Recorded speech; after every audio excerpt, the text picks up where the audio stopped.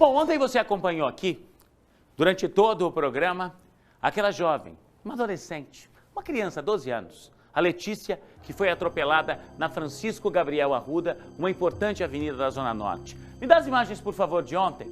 A nossa equipe chegou no local por volta das 6h25 e ela só foi retirada do asfalto, só foi levada por uma ambulância do SEAT 45 minutos depois. Perceba que quando a gente chegou ainda estava claro e ela só foi socorrida. Já era noitinha, tá? Essa menina foi atropelada por esse carro no momento que ela desceu de um ônibus e foi atravessar a avenida. Enquanto a gente estava ao vivo aqui, a gente ouviu do pessoal do SEAT que eles tinham apenas 3 ambulâncias atendendo e que naquele momento eles não conseguiriam fazer esse socorro. Quando o SEAT não pode prestar esse tipo de atendimento, eles conversam com o pessoal do SAMU. Só que o SAMU também tinha uma lista de espera ontem. O secretário municipal da Saúde, Felipe Machado, conversou comigo ao vivo e disse que não tinha também naquele momento uma ambulância para resgatar essa criança. Esse é o momento que o SEAT chegou, depois de atender uma ocorrência aqui na zona sul de Londrina, bem próximo onde nós estamos, na Bela Suíça, e daqui essa viatura se deslocou lá para a Zona Norte, lá para Francisco Gabriel Arruda, para socorrer essa menina. Eu quero lembrar um pouco dessa história agora, porque nós fomos hoje ouvir dos bombeiros, tá? Ouvir do comando dos bombeiros, que é importante deixar claro uma coisa. Responsabilidade de atendimentos com ambulâncias. Vou ser bem claro para você de casa. Quando tem um acidente, quando tem algo no trânsito, quando alguém cai de um telhado, isso é um caso de socorro feito pelo SEAT, feito pelos bombeiros. Quando alguém infarta numa casa, quando alguém tem um outro problema, um problema clínico, esse é um trabalho feito pelo SAMU. É isso que diz a regra. Quando um ou outro está sem ambulâncias naquele momento que está prestando atendimento, e ontem eu sei que durante a tarde, por exemplo, o SEAT atendeu um caso clínico, porque o SAMU não tinha ambulâncias disponíveis. E ontem à noite, o SEAT chegou a acionar o SAMU, mas o SAMU também não tinha ambulâncias. E essa menina ficou todo esse tempo aí. Eu questionei, inclusive, o comando do Corpo de Bombeiros com relação ao número de ambulâncias de viaturas do SEAT. Será que 3 são suficientes para Londrina? Ainda mais no horário de pico. Como hoje, ó, 6h32, mais ou menos o momento em que ela foi atropelada ontem. Será que isso é suficiente, esse número? E mais, como é que é essa conversa dos dois? Você se lembra que ontem eu cheguei a telefonar ao vivo para o SAMU aqui para pedir uma ajuda, para pedir uma ambulância no local. Vamos acompanhar com o repórter Guilherme Batista o que disseram os bombeiros. Na sequência, nós vamos ouvir aqui ao vivo do secretário municipal da Saúde, Felipe Machado. Mostra para mim ali, Ronaldo. Ele já está comigo aqui nos nossos estúdios. Ele vai acompanhar essa reportagem, vai falar sobre essa história. E mais, tá? Na sequência, você vai ver que hoje também nós fomos à casa dessa família, porque todo mundo me perguntou, Juliano, como é que essa menina tá? Como é que a Letícia está depois desse atropelamento, depois de ficar tanto tempo ali à espera de socorro? Você vai ficar sabendo também na sequência. Antes, os detalhes do que os bombeiros falaram de tudo isso. 6h33, a gente mostra a notícia e a gente faz questão também, tá? De ir atrás da sequência da história. Não é só mostrar o que aconteceu, não. A gente quer discutir esse problema do socorro aqui em Londrina. Será que sempre vai demorar assim? Deixa a tela. O Corpo de Bombeiros aqui de Londrina confirmou à nossa equipe que no momento do acidente, as 3 ambulâncias disponíveis para atendimento já estavam sendo usadas em outras ocorrências. Foi preciso então esperar uma das viaturas retornar aqui para o quartel para encaminhá-la até o local do atropelamento. O comando admite ainda que o número atual de veículos, 3, é menor se comparado às 4 ambulâncias usadas pelo SEAT até pouco tempo. O motivo para esse déficit seria a falta de funcionários. Nós encontramos nesse período de final de ano, especificamente no ano de 2019, por conta da quantidade de militares que estão indo para a reserva também, um problema com a dificuldade, com a escassez de efetivo. Então, inevitavelmente, nessas cerca de 20 ocorrências diárias aí que a ambulância atende, quando nós estivermos com 3 ambulâncias, vai ser mais notável que, eventualmente, como eu disse, terão vítimas ali, vai ter algum acidente que vai ter um tempo-resposta um pouquinho maior do que o normal. Nesse caso, secretário, ontem a gente falava disso aqui e o nosso desespero aqui, a gente deixou claro sempre, olha, o primeiro atendimento sempre tem que ser dos bombeiros. Aquilo que eu disse ali é o correto, né?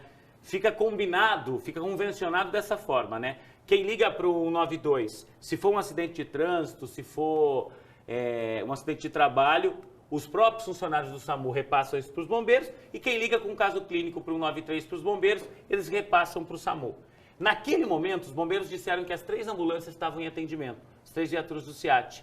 E o SAMU não tinha também como atender. O senhor chegou a adiantar um pouco disso ontem ao vivo comigo, mas eu sei que o senhor já conseguiu entender um pouco melhor essa história. Qual era a situação de momento ontem, exatamente nesse horário, ó? Das 6h35 até umas 7 e pouco, a gente seguiu acompanhando isso. Qual era a situação ontem? Boa noite. Boa noite, Juliano. Boa noite a todos que nos assistem. É evidente que o protocolo vigente que está consensuado entre o SAMU, né, e o Corpo de Bombeiros é isso. Trauma, o SEAT, por via de regra, que é responsável em fazer esse atendimento. Quando há necessidade, eles solicitam o apoio do médico no local, o médico do SAMU vai. Os casos clínicos, o SAMU fica encarregado, mas há uma cooperação mútua entre os serviços. Quando um não consegue atender, aciona o outro e vice-versa, porque nós somos parceiros. O Corpo de Bombeiro é um grande parceiro da Secretaria de Saúde e da Prefeitura de Londrina nesse atendimento. E foi o que aconteceu com o acidente ontem, não é? As 3 ambulâncias do SEAT estavam empenhadas, que eles falam, né? Estavam atendendo a ocorrência, mas as nossas 8 ambulâncias do SAMU também estavam atendendo. Nós recebemos, em média, Juliano, 500 ligações por dia do SAMU. Disso, pelo menos 300 a 350 geram atendimento de ambulâncias. Então, há uma demanda grande para atendimento. E o SEAT não é muito diferente. E aí é o que acabou ocasionando um pouco a demora do tempo-resposta em relação ao atendimento dessa criança. Foi necessário que a ambulância do SEAT terminasse uma ocorrência e prontamente fosse lá fazer essa remoção. Se alguma ambulância do SAMU tivesse, porventura, terminado antes a ocorrência, também iria se deslocar para o local para fazer esse primeiro atendimento e o encaminhamento para uma unidade de referência, como foi o caso. Você concorda, Kelly, que foi assustador para a gente, para todo mundo que estava em casa, secretário?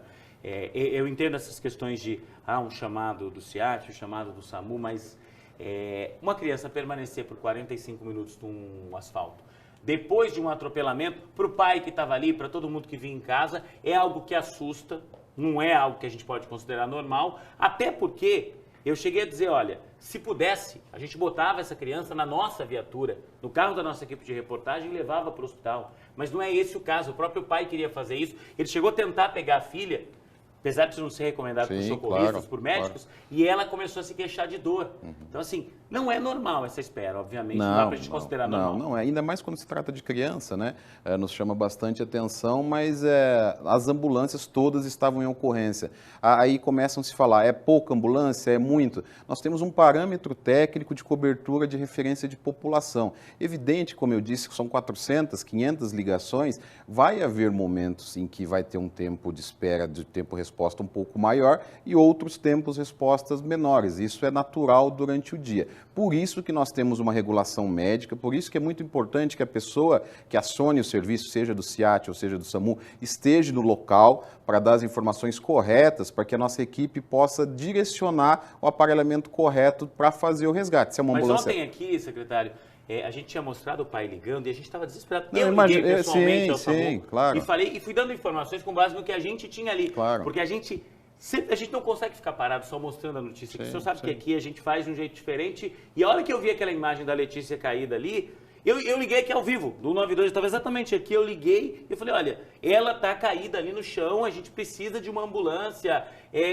E nesse momento é um momento tenso. Quando a pessoa liga, ela nunca está calma, porque ela está ligando no momento em que algo aconteceu, né? E não tenho dúvida que se nós tivéssemos alguma ambulância na base disponível, prontamente iria fazer esse atendimento desta ocorrência. O fato é que todas também estavam em deslocamento atendendo outras ocorrências. Até se necessário, a gente poderia empenhar um recurso maior, às vezes uma ambulância com médico, alguma coisa nesse sentido, para fazer esse atendimento. Mas, infelizmente, todas estavam fazendo o atendimento. Mas a criança, graças a Deus, foi encaminhada depois para a UPA, teve o atendimento e está tudo normal com ela, vocês acabaram acompanhando, né? A gente vai mostrar agora, secretária, inclusive, nós fomos à casa para saber como é que estava a Letícia, né? Ela foi socorrida aqui pelos bombeiros, foi levada para a UPA do Jardim do Sol e o pai me disse o seguinte hoje, ao vivo, conversando com o Guilherme Batista no Balanço Geral, que eles chegaram lá na UPA. por volta das 7h30, 8 da noite, entre 7h30 e 8 da noite, e ela só foi medicada pouco antes da meia-noite. Eu queria entender como é que é esse procedimento, o que é que aconteceu. Eu sei que o senhor já checou esses registros. E a gente vai acompanhar um pouquinho agora dessa conversa que a gente teve com a família, tá? Você que acompanhou esse resgate dramático ontem aqui, o André, o pai, a Eliane, a mãe e a própria Letícia. Vamos falar de tudo o que aconteceu agora. Felizmente, depois de todo esse transtorno, vou pedir para o David mostrar a Letícia. Essa menina bonita, olha só. Tá meio envergonhada, claro, com as câmeras. E a gente mostra, Juliano, a tipóia que a Letícia teve que colocar num dos braços, justamente por conta desse ferimento. Naquele primeiro atendimento, os socorristas do SEAT não verificaram a fratura, porque de acordo com os médicos que atenderam a Letícia, houve a fratura no braço, mas os ossos, eles se mantiveram no mesmo lugar. E, felizmente, a Letícia, então, ela vai usar essa tipóia, não vai precisar colocar gesso, não vai precisar passar por cirurgia, mas a fratura, ela foi constatada. É um ferimento sério, mas que com aí a ajuda do pessoal lá da UPA, do SEAT, que chegou com atraso, mas chegou por lá, e principalmente com o apoio dos familiares, com certeza a Letícia vai se recuperar muito bem. Conversar com o André é o pai da Letícia, que não saiu do lado dela desde quando ele sabe da situação, né, André? E se a gente estranhou essa demora, acredito que você, como pai, e vendo a Letícia querendo ou não reclamando de dores, deitada ali no asfalto, o tempo foi passando, a ambulância não chegava, acho que o desespero foi muito grande, né? Foi, o desespero foi muito grande, né? Eu como pai, desde o momento que eu recebi a notícia que ela tinha sido atropelada, estava no chão, saí da minha casa correndo, fui para lá e fiquei do lado dela o tempo todo, porque ela estava precisando naquele momento. E você ligou uma, ligou duas, a gente ligou, tanto para o SEAT quanto para o SAMU, mas a informação é de que não tinha, pelo menos naquele momento, nenhuma viatura disponível para atender a tua filha. Sim, desde o momento que eu cheguei lá, o pessoal já tinha ligado para o 193, 192, né? E falaram que estava tudo lotado, que ontem aquele horário é horário de pico, e que não tinha ambulância para atender ela naquele momento, que tinha que aguardar a fila, que tinha mais de 20 pessoas na fila esperando atendimento. E tivemos que aguardar. Ficamos lá até depois das 7 horas, né? Eu cheguei lá, estava claro ainda, né? O sol estava raiando no céu. Quando saíram? A hora que eu saí, a hora que a gente o SEAT veio, fez os primeiros socorros, colocou ela dentro da viatura, já estava à noite. É algo que não dá para admitir. Não dá para admitir, né? É uma cidade do tamanho da nossa, de Londrina, com mais de 500 mil habitantes. Depender só de 3 viaturas do SEAT para fazer o atendimento de todo mundo é revoltante. Na realidade, a gente fica em transe, né? Porque você não está acreditando o que está acontecendo. Eu fiquei vendo a minha filha ali, eu estava assim, tremendo, mole, foi um susto muito grande, porque eu tive que deixar a outra, fiquei preocupada com a outra, o André saiu correndo para ir ver o que tinha acontecido com a Letícia, e eu fiquei com a pequena, né? Até alguém vir me buscar e me levar lá. Mas assim, não dá para entender, né? Tanta demora, porque na hora a gente vê um filho deitado ali, você não sabe como que está por dentro, porque você não vê o sangue, mas você pensa, será que não pode ter machucado alguma coisa por dentro? Será que, de repente, a gente não sabe o que está acontecendo lá dentro? Então, assim, é desesperador, eu fiquei angustiada, você fica sem chão, você vê isso acontecer com os outros e nunca imagina que vai acontecer com você, né? Então, assim, é muito triste pela demora. Eu acho assim, a saúde em Londrina está muito feio, porque eu questiono também, assim, até por causa lá do UPA. A gente chegou lá com ela, é caso de urgência, né? Então, assim, ela foi receber uma medicação, já era meia-noite um atendimento, desde a hora que aconteceu. Meu Deus, vocês chegaram antes das 8 da noite? Então, o atendido já era, ela foi receber uma medicação, já era meia-noite. Antes disso, reclamando de muita dor? Reclamando de dor, de fome, com vontade de ir no banheiro. E ela ficou no corredor do UPA esperando atendimento, porque ainda eu até questionei, mas eles falaram que estava lotado e eu tinha que aguardar. Quer dizer, se é uma coisa que está acontecendo por dentro dela, a gente não sabe. E aí? Né? E eu pergunto, o que acontece? Aí se acontece algo pior, é porque eu acho que é por falta de sei lá, de mais cuidado, de mais atenção, e a saúde tem que ser em primeiro lugar, né? Secretária, é o desabafo do pai, é o desabafo da mãe e obviamente, depois dessa imagem aqui, é difícil para eles. Eles queriam que a filha fosse tratada com carinho, se pudesse, é aquela história, o pai e a mãe tirariam a dor da filha para eles. No momento que eles chegaram à UPA, o senhor tem o registro da chegada em que momento exato? Às 19h40, segundo 7h40. Isso, que foi a abertura da ficha. Por volta das 7h15, a gente mostrou ao vivo, o tempo de deslocamento até a UPA do Jardim do Sol. Por que ela foi atendida e a medicação só chegou pouco antes da meia-noite, secretário? Por que demorou tanto, se a gente imaginar 7h40 até a meia-noite, todo esse período sem medicação? O que eu pedi para a nossa equipe levantar, eu vou dizer o passo que ela percorreu dentro da UPA, não é? É evidente que aí a gente ainda precisa aprofundar para entender o porquê que a medicação foi feita muito posterior da consulta médica. Então, a primeira consulta médica com o plantonista foi feita exatamente às 9h da noite. Ele avaliou ela se queixava de dor no braço. Ela chegou às 7h40, ela permaneceu 1h20 Exatamente. E passou pela consulta médica. 9h em ponto, isso segundo o registro que me passaram pelo plantonista. O plantonista avaliou, viu que os sinais vitais estavam preservados, uma queixa de dor no braço, pediu um raio-x e encaminhou para uma avaliação da ortopedia. Lá na UPA, não é? Na minha concepção, no meu entendimento, como ela relatava essa dor no braço, o médico poderia ter já prescrito um medicamento de analgesia, mesmo que um medicamento simples, para que depois o ortopedista, que é o especialista, fosse avaliar e aí dar a conduta final. Não Isso fez. Poderia ter sido prescrito às 9 da noite. Às 9h e ter sido feito na sequência. Não foi realizado, eu não consegui identificar o porquê desse motivo. O senhor vai investigar essa questão? Sim, vou perguntar ao médico que estava de plantão, já pedi para que a equipe fizesse isso, porque a conduta não foi a Deixa eu medicação. só deixar claro aqui, tá, gente? O secretário falou comigo ao vivo ontem, direto de Curitiba, ele estava lá no encontro de secretários da saúde de todo o estado, e ele chegou agora de Curitiba e ele veio direto para os nossos estúdios. Então, tudo que ele foi apurando por telefone, ele já assumiu o compromisso comigo de entender depois o passo a passo dentro da UPA do Jardim do Sol. Sim.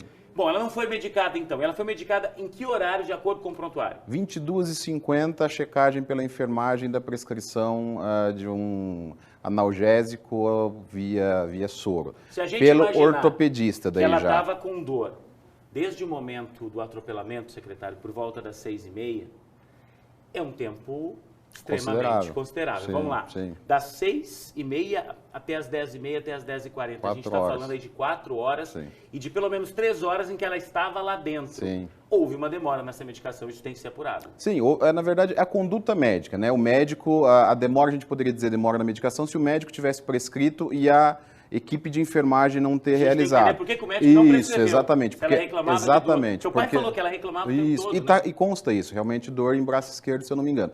A equipe de enfermagem só faz medicamento com prescrição médica, isso é evidente, não é? O que a gente precisa entender é por que o primeiro plantonista, quando avaliou e quando atendeu ela, que já identificou que tinha dor no braço, por que não prescreveu um analgésico até que o ortopedista pudesse avaliar e fazer outras condutas. Ele, o primeiro clínico, ele já fez uma observação no atendimento que mesmo que após a avaliação da ortopedia, a criança ficasse em observação neurológica para ver aí 4 a 6 horas, tanto que ela teve alta aí na madrugada, se eu não me engano, 4 da manhã, para ver a evolução neurológica, se porventura teria alguma alteração no quadro. Mas é evidente que, no meu entendimento, não sou médico, mas acredito que ele poderia ter prescrito aí uma medicação exatamente nesse primeiro momento. Né? Vamos entender o porquê que a conduta dele foi encaminhar para o ortopedista aí conduzir o caso até a alta da paciente.